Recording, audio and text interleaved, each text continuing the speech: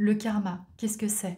Souvent, on se dit que attention, il ne faut pas que je fasse ça parce que, ou il ne faut pas que je pense ça parce que sinon ça va venir impacter mon karma et je vais recevoir des choses négatives.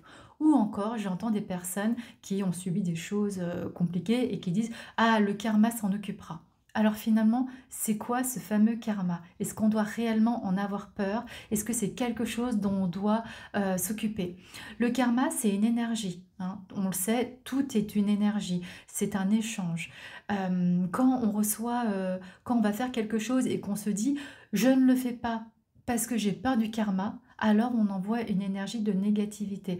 On n'est pas dans une, véritable bienveillance. On n'est pas, réellement dans un don, dans un échange. On est simplement dans une retenue et dans une peur.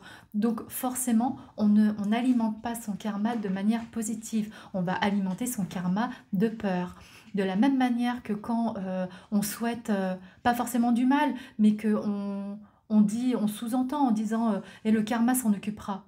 Finalement, quelle est l'arrière-pensée derrière ça? Il y a quand même un esprit de vengeance, il y a quand même un esprit, un souhait de se dire, «J'espère que cette personne va payer».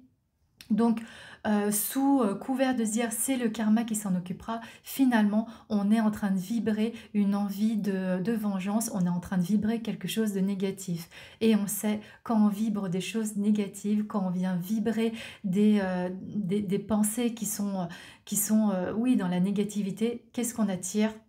On le sait, ce qu'on on reçoit, ce qu'on vibre. Donc attention à être vraiment dans une véritable bienveillance, à être véritablement dans un vrai lâcher-prise parce que, le karma, il peut avoir bon dos, mais, il ne doit pas être ni un outil de peur, ni un outil de motivation. On fait les choses pour soi et on lâche prise sur le reste.